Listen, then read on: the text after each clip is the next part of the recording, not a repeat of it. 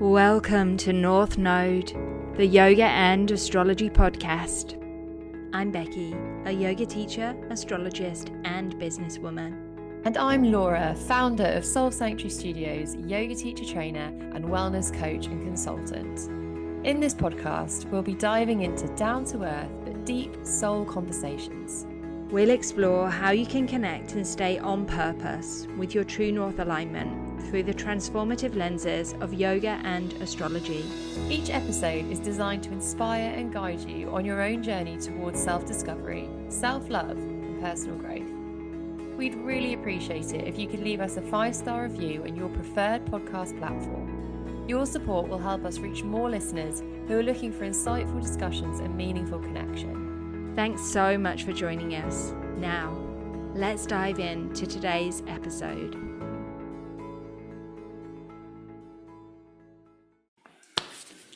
All right, everybody. So this week we have Adam with us doing the podcast. Becky is on half term. She's with her family. So Adam is not a stand-in for Becky because Adam's astrology is not quite the same. But what we do want to do is talk about something really important this week, which we've touched on in previous episodes, but obviously that's Becky and I talking about it. So we thought it would be really nice to hear the kind of male perspective on it as well. You've heard a lot about Adam, but today is all about hearing from him yourself. So, Az, do you want to just introduce yourself a little bit and then we'll get into the topics later? Yeah, thanks for having me on. I hope this will add some value to your audience and to your listeners. So I guess backstory from who I am, professional rugby player, that was kind of where started after school. So I was fortunate enough to play 8 years at a high level. I was playing full time, it was my job. At the age of 24, I ruptured my ACL. That was a career ending injury for me, unfortunately. So I guess that was kind of where my real, transition and journey had to start, which I probably wasn't aware of at that time. But it was a massive loss of identity for me. So I lost that identity. I lost that professional rugby player status by losing that, by having that career-ending injury. And off the back of that, I kind of found this new path or this new identity, which is very much based around body image and having that physical masculinity and that kind of way. That was my way of being back then. So that led to actually an 8-year addiction to steroids. And again, very, very kind of based around that identity, based around masculinity, and how I kind of perceived myself back then. And that ultimately led to a probably burnout, complete kind of breakdown and burnout at the end of 2019, I think it was. And yeah, we can get into that story if you wish. And then off the back of that, then I found, I guess that's when APEX was kind of starting, and we then launched that around that time, to be honest, around 2019, 2020, and that is an ultra endurance hiking challenge, which physically and mentally tests people. They climb the equivalent of Mount Everest, but there's a lot deeper connection to that. Our golden thread to that is all about what's your Everest, what have you had to personally overcome, what challenges have you been through in your life, where you bring that community of people together to really physically and challenge themselves over that 48-hour period. Yeah. Hopefully a very short, quick intro, but you can delve deeper into any area of that. Adam in a nutshell. I should say actually that we're husband and wife. I don't think I said that. We should say that. This is my lovely husband. I think, most people know that, but just in case you are new to listening. And thanks for sharing that, Ad. So it has been a bit of a journey, right? When we first got together, you were kind of in the middle of the steroids. Or towards the end, I'd say, right? Yeah, exactly. I think it was, we met I should probably say that as well, those are my 3 key areas of my life which I always talk about, but actually my wife and kids is more important than any of that. So that's where that's where I probably should begin. We met in 2017, 18. Oh, don't know. You're lucky that I can't do dates. I know. So it was back then and you were quite different then. And it's been a bit of a journey, hasn't it? I mean, we all change over the years and so have I, but now that, steroids are off the table and you're quite focused on mental health and helping men in a way kind of, find purpose, not need that masculinity necessarily. because we've spoken before on this podcast about toxic masculinity. I think this is something that is really important. And there's a big shift in today's world, moving away from that toxic masculinity, which, for those of you that aren't familiar with the phrase, is this idea that like more masculine is more masculine, right? And within that can, like, sometimes is the suppression of women, and in worst case scenarios, abuse and all that type of stuff comes from this toxic masculinity. And what we're trying to work towards is divine masculinity, which is where men are able to incorporate the feminine qualities within them to create balance, both within themselves, for their mental health, their physical health, but also for the relationships, like with their partners, but for their children as well, so that the generational trauma of this toxic masculinity doesn't continue.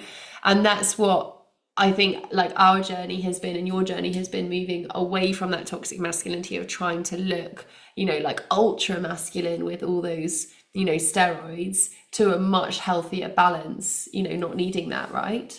Yeah, exactly. And I think that plays a massive part in the kind of the mental health side of things. Obviously we all know the stats that 75% of suicides are men. Suicide is the biggest killer for men under the age of 50. So there's a massive issue there. And, it's that, where does that line in terms of how can you actually, we've always got these stats, but how can we actually help people to put them on the right direction, put them on the right path, and have that purpose? Because, we speak about it, that purpose is so key and important to any journey, especially a man's journey. Yeah, exactly. And that's what we said before on the podcast. For like me personally, and astrology for me has been a huge part of that. So, having purpose with work, things like that can change. Status, jobs, like you say, identity in terms of losing, the identity of being a rugby player, all that stuff can change. But the beauty of astrology is that when you know your south node, like what you're supposed to be working away from, and your north node, what you're supposed to be working towards, you've always got purpose, no matter how those things change. And I guess for me, like, it's really interesting, how can we bridge the gap from where we are now with women and men, but you're here talking about men specifically. They're not necessarily going to jump on the bandwagon and be interested in their north node in astrology, but how can we help in terms of giving them, purpose and moving into divine masculinity on a day-to-day basis? And for me, I feel like a lot of that does start with just connecting with like feelings and talking about feelings, right? Yeah, 100%. It's connection over isolation, isn't it? For men especially. You have to find key communities or people around you that you're happy to speak to, that you're comfortable in speaking to, because that is one of the biggest problems within men. We're not happy talking about things. If I look at my own personal journey, I never really spoke about when my career ended at the age of 24, and how I was actually dealing with that and finding that internally, because I wasn't very emotionally intelligent back then. And now I understand it after having therapy, and understand kind of being a bit more emotionally aware to it all. And then again, it was on my kind of drug steroid addiction. I never kind of had that, that awareness or that intelligence to really understand what my feelings were and actually speaking about it. Because that whole 8-year period of when I finished my career to then being on an unhealthy addiction, it was all in secrecy. I didn't tell anyone. It was only myself and the guy who was providing me the drugs that knew about it. I mean, it was very obvious. I was about 120 kilograms and like a giant man, basically. But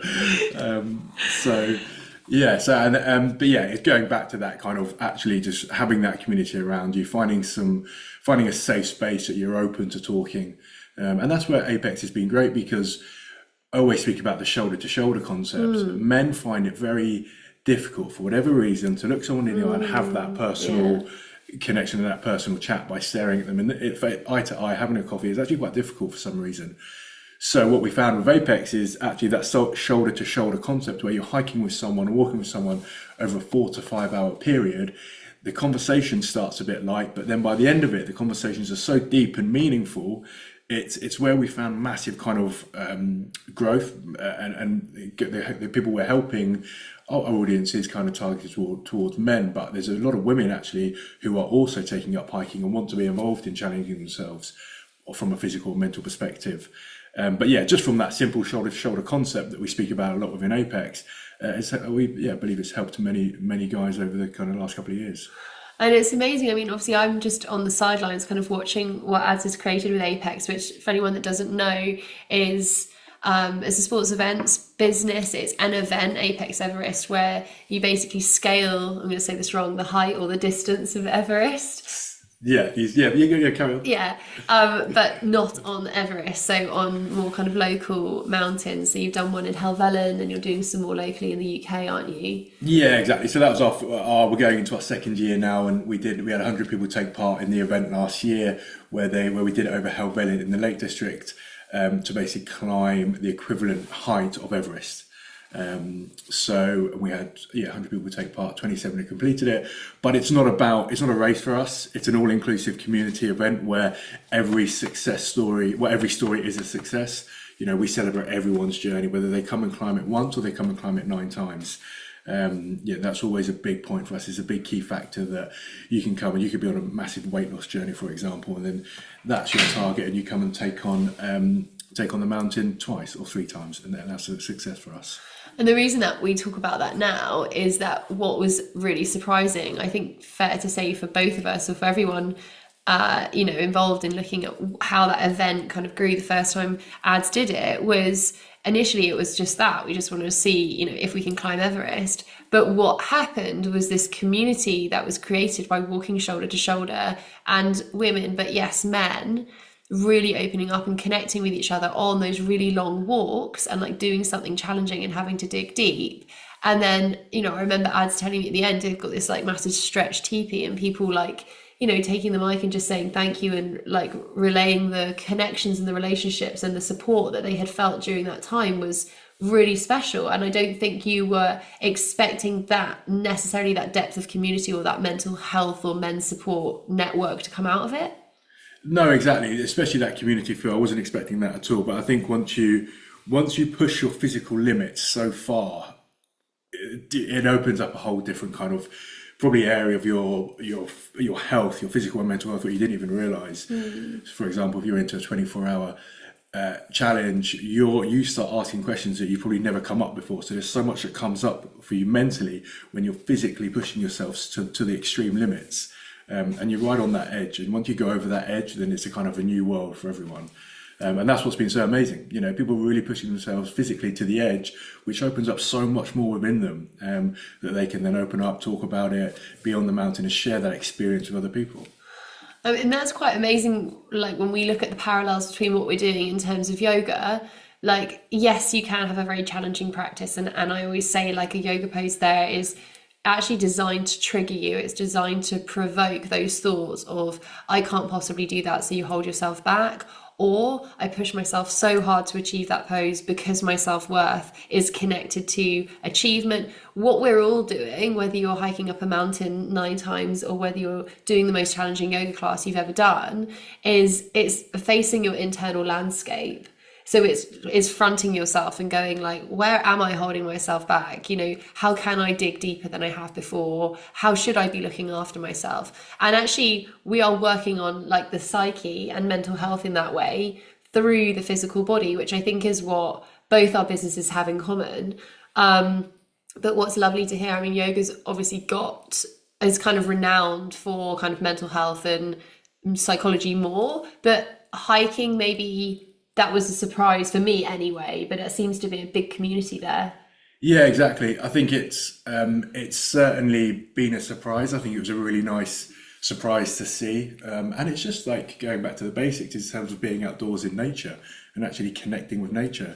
We talk about this kind of offline and online, that we're so immersed in this digital, fast-paced world we live in that we're always on our phones, we're always checking emails. We're surrounded by it. We can't ever switch off. But by going on a hike, you automatically do that. You don't have a choice. So in that kind of that terms of that, digital detox is incredible for that as well. Actually just taking your mind off the day-to-day busy life we live in and going to experience something completely different. And something so that we have worked on as a relationship, and we've spoken about on this podcast before, is connection. Yeah. So connection between us and how that has to start with connection within yourself. Yeah. Right? So when we talk about like facing our emotions, our internal landscape, how yoga can help us do that, hiking can help us do that. Men are getting better at talking now by embracing that, divine masculinity and feelings.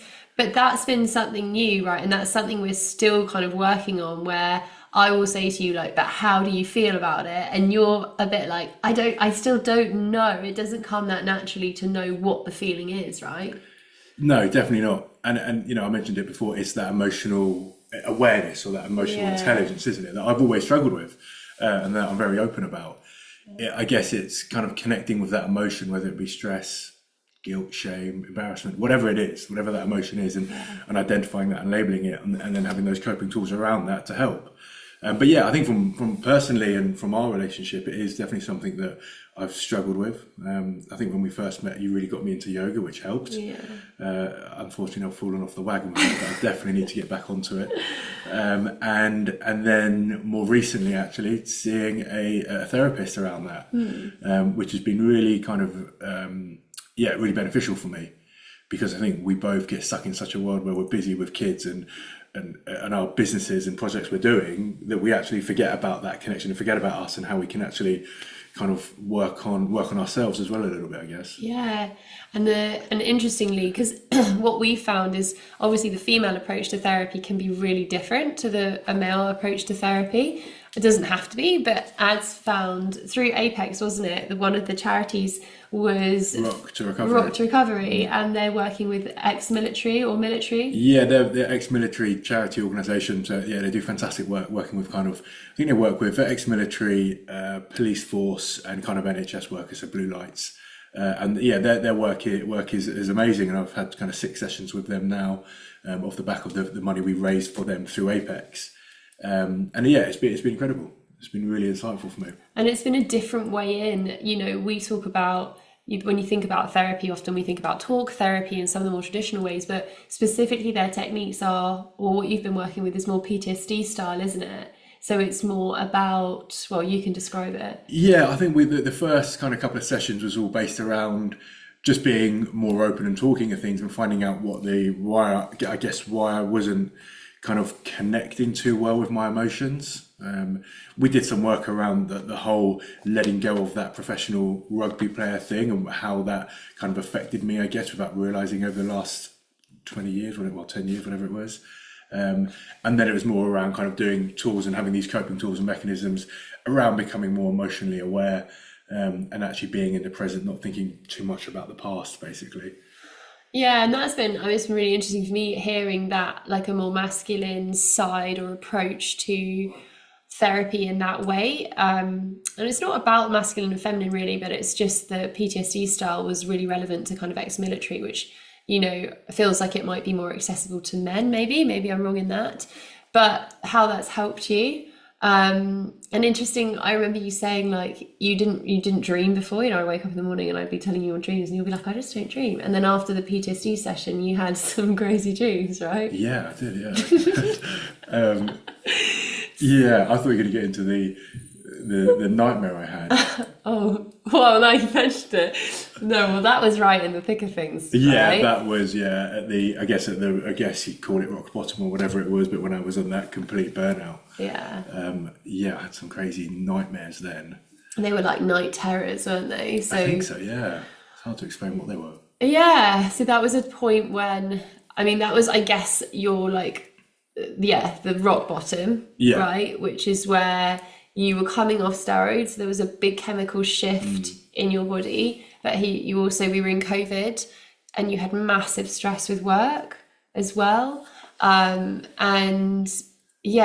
was some psychosis going on there. Yeah, there must have been, yeah.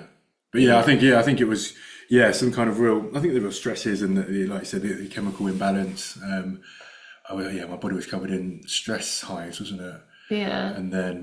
And then I had some nightmares, and then I wet the bed. I'm very open about everything. You are now, which is amazing. Yeah. So and I wasn't drunk, so there was definitely something wrong with me. Yeah. So, but no, it's been a bit of a journey, hasn't it? But I think what you've massively taught me is just being more open with that connection, being able to kind of communicate the issues and the problems to. Which helps, I guess, is just talking about it. Yeah, just knowing that it's okay. Like, it's okay to feel all those things. Humans are so blooming complicated. and that, yeah, we go through all of that and none of it is shameful and all of it is okay. And that's like the work that we're in. But it's so, like, I'm so grateful to be able to be with someone who's open, maybe not comfortable yet, but open to do that work. And that's like, I would say one of the best things about you. Well, you've got lots of the good things about you. Thank you.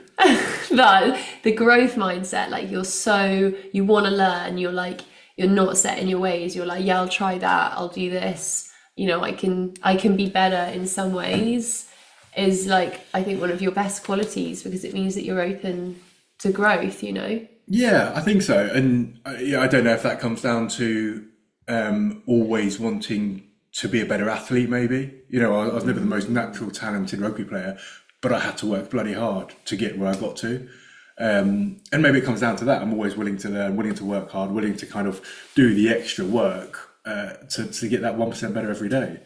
I don't know if it's a good mentality to have, but yeah, that's kind of what my process of it all. Well, it's interesting, isn't it? You're right in that like there is a perfectionist in there. Like, you are always trying to be better somehow, even if that's better husband, better dad, better businessman. Yeah, exactly. Like, there's definitely perfectionism in there, and we both have that to some extent. So what we work at as a couple is trying, like, you know, to make time for each other, because otherwise we're just trying to achieve every day. And that's that perfectionist thing, and we have to take a minute and go, like, life's good. Like, we can actually just enjoy it and be present, which is what both yoga and hiking do for us. So it is just kind of sharing the realities of how difficult life is, the struggles that we go through personally and also relationship wise, and how we do need to work on ourselves to be able to work together in a relationship, but how important things like physical exercise, like yoga, like hiking are. And more recently, astrology for me. And, you know, what I am excited about at some point in the future is trying to share, like, astrology as a more kind of common tool for more people, including men, because I think it's fair to say that it still feels pretty woo-woo, like yoga did one day, but now yoga's kind of accepted and men are doing it more, whereas astrology still feels very out there. But when we understand it as a science, and you talk about, like, your way of being, and on your birth chart ads, I don't know if you remember this, so the south node, which is like our past, what we've done and we've kind of mastered, yours is Libra. So yours is all about, like, people pleasing and the peacemaker. Yeah. And your north node and what you're trying to work towards is in Aries, which is much more about individuality, leadership, like standing up for yourself, going after your own goals, even if that disrupts relationships. And so that is so good for you to know, because within you, like, so deeply entrenched, also Libra is also your sun sign, so that's like your identity as well. So not only is it your south node, what you've practiced forever in lifetimes before, that is also your way of being on a day-to-day basis. So you are like king peacekeeper, and yet your north node, where you're going, is all actually about, I got to do this for me, and that might upset people, but I've got to focus on that. And that's, I think things like that are so important to know, to keep you on path and have purpose, you know, despite all the other things that are going on. Yeah, I think it's really interesting, and you've definitely kind of, you know, since you've been doing this with Becky, it's captured my attention, and I find it really fascinating. I do need to kind of understand it. I would like to understand it more, but I think there is a real market for men to understand this, and to understand kind of where we currently are now with our south mode, is it? And then, you know, where you need to go with your north mode, because that is interesting, because I do tend to be more of a people pleaser, I guess, and don't really like confrontation too much. But I know, you know, in the back of my mind, on the goals I want to achieve, what I have to do to achieve that is probably a bit of discomfort, and it doesn't come naturally to me too much. So yeah, it's really interesting to actually understand that, and to realize, I guess, that it's normal, or but it puts you in the right direction, of just gives you a bit of clarity behind it, isn't it? Totally. And it's like, for me, I think it's such a process. I mean, you've come so far, as we all have, like, in this lifetime, where it's such an important time in the world right now where it's like fast moving from old ways of being, which were really traditional. We look at our parents and we look at like the masculine and feminine setup there. Things have shifted enormously to now like women and men working equally and having children, and we're having to navigate that change, which is hard because there's like lags where the women are still expected to look after the kids, but now we're working. Men are still working, but women want them to be emotionally on the same level, but they've never had to do that before. So there's so much work going on for individuals, for couples and relationships. Like, I think it's only really by being brave enough to do this work individually, to start feeling, to be vulnerable.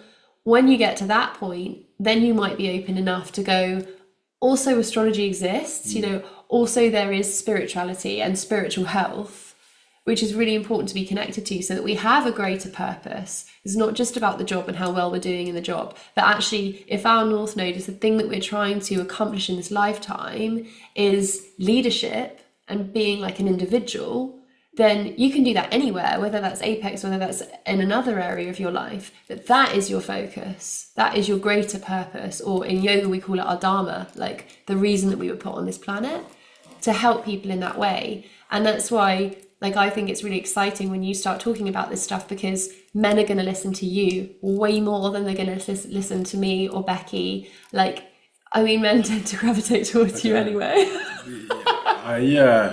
Yeah, I don't know why. We had a really weird night out the other night, and this man was just like, this guy. It was very strange. Yeah. No, but men are going to listen to you because you are, I don't know, a man, and also you kind of look like a macho man. I just feel like people listen to you. Men listen to you.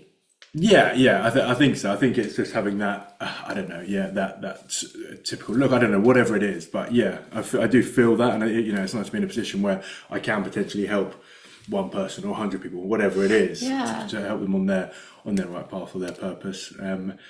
Yeah, exactly. It's it's a really interesting kind of space to be in right now, and I think it does align so much with what you're doing with yoga and astrology and everything, and how actually it does kind of fit with hiking, and how aligned they are. It's interesting.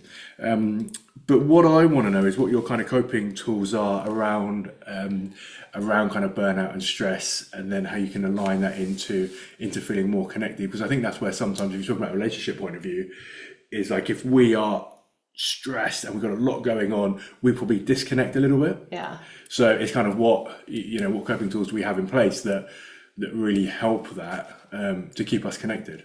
Okay. Yeah. You're asking me some questions. I like this. Oh, yeah. Okay. So my coping mechanism, yoga, but also running. So I have to run every morning, right? That's my get it out of my system. And it's nice actually. Recently I feel like I've had more time to go to a couple of yoga classes, and every time I'm there, I'm like, God, I love this. I need this, like, for me, because obviously I'm working, teaching yoga a lot, but actually to be a student in it. And it always reminds me, like, just how magic it is and how quickly it works. And obviously I run 200-hour trainings. I did a 2-hour call last night, 7 till 9, and it was all about how does that work? It's about coming out of thinking and coming into feeling. So giving your brain a break, and like moving your nervous system out of fight and flight and into rest and digest, just through the way that we breathe, the way that we move our body, getting rid of the stress chemicals. Like, yoga is so amazing for that. Running's really amazing for that.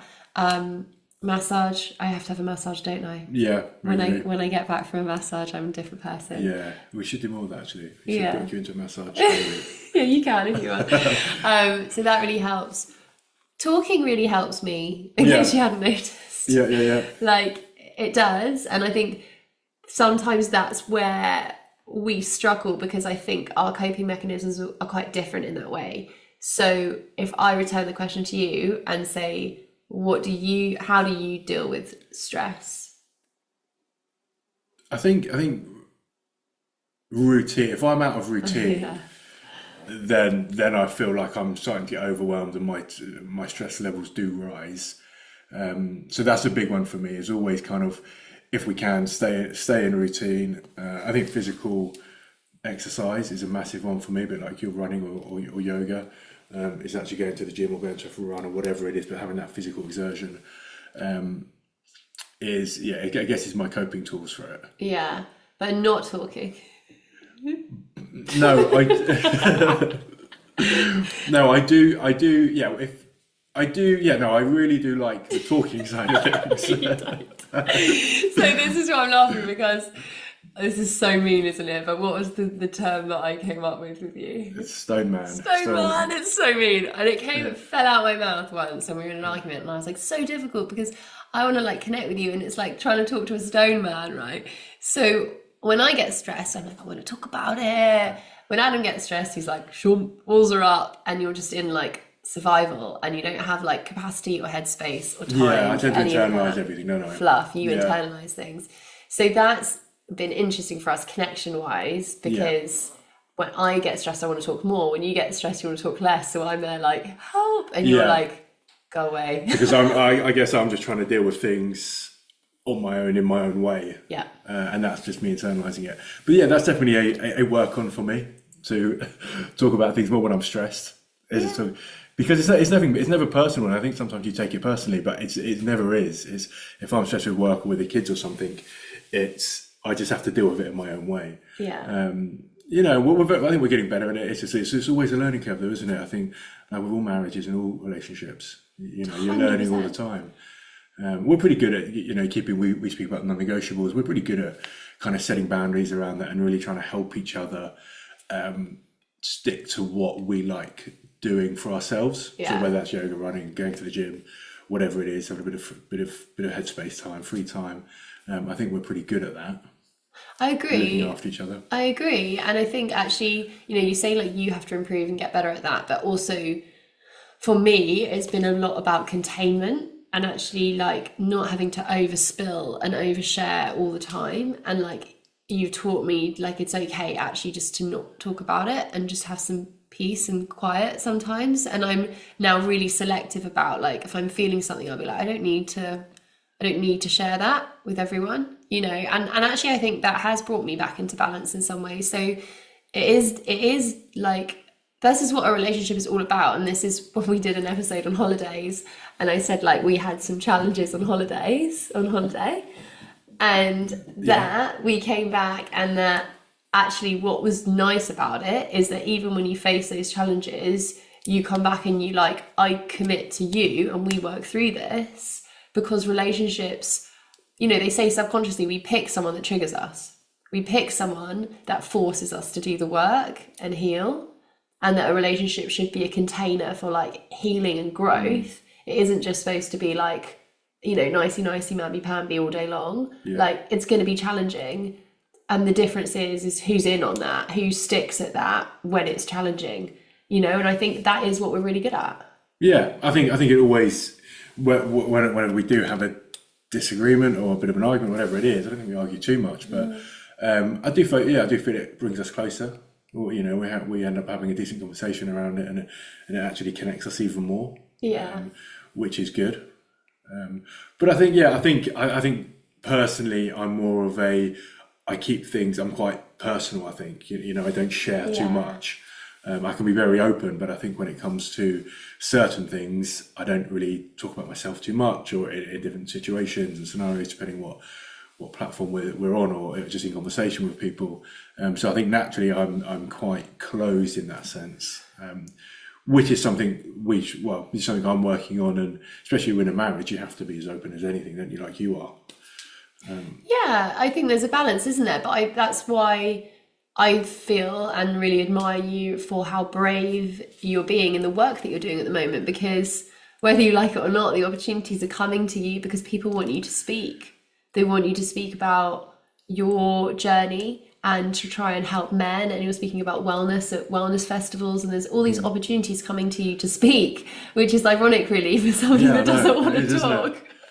Yeah, but have you got any more nice things to say? Keep going. Yeah. Keep going. No, but I do. I think it's really, and this is where astrology is so funny in a way, because you can see it in your chart that like your role is now to be a leader in communication, and like, you know, that's not necessarily going to be easy for you, but that is the work that you need to be doing. If you've got a purpose, you know, on being on this planet, it is to help people, and the people who need you are the ones that need to hear, you know, the lessons that you've got to share. So it might be uncomfortable, but the universe rewards the brave, right? Yeah, let's hope so. But no, I really enjoy kind of the space that I'm in at the moment. And yeah, I've got a few talks coming up at Gone Wild Festival in August. Really looking forward to that, and delivering some talks around mental health and the apex and the power of being outside and connection and everything that kind of comes with that. So yeah, no, I'm really looking forward to that. It's a nice having that ability to do that is it's a good place. Yeah. Well, thank you. That's right. No, well, thank you for having me on. It's been a pleasure. Do you normally close with like a couple of questions or anything? Oh, like I was really going to say that. Close with like your best takeaway to manage stress or anything? No, but we should. Yeah. What is your best takeaway to manage stress, Adam? My best takeaway to manage stress, I think really, like, if you take a step before that, it would be what we spoke about, is actually identifying it, what it is, what's causing that, having a moment where you're like, okay, this feels like anger or whatever it is, whatever that emotion is, realizing that, talking about it, and then doing something that, for me, it's actually, it comes back to that progress. Actually, okay, if it's something to do with work, what's stressing me out, what do I need to do to manage that or to kind of remove it, and then basically execute. Don't sit on it for too long. Go to someone and talk to them, or execute that issue that's bothering you. So noticing it, bring it into awareness, and then act on it. Basically, yeah. Don't bury your head in the sand. Yeah. Yeah. The question, I guess, is best tips for how to stay connected with your husband. Oh, that's a good one. Yeah. Best tips for how to stay connected with my husband is actually, do you know, for me, it's listen. So your partner to listen. No, me to listen. Oh, yeah, okay. Yeah, because my tendency is to talk and fill the space. And what I want to try and get better at is like provide the space, but then like listen and let you fill it. And sometimes I think I can get quite like, I can like attack a bit. That's not quite the way I love it. Attack dog. But instead, like, just kind of taking my barriers down and making sure that I am like providing a space where you feel safe to share, because you're never going to share with me if I'm just like, if I'm reactive to what you share. So just trying to create and hold a space which is safe. Yeah, I like that. So creating a safe space where we can connect and you can hear me. Yeah. Let's do it. Okay. All right. Well, I hope that was helpful for people listening in terms of man's perspective on mental health and what works and how we can start to bring astrology into that realm. So if you have any husbands, sons, male friends that might want to hear from a male perspective on some of these topics, then do share this and always let us know your feedback. All right. Thanks so much for listening to this episode. Your time is precious and we truly appreciate you spending it with us. We look forward to having you join us again soon. So, take care and we'll catch you in the next episode.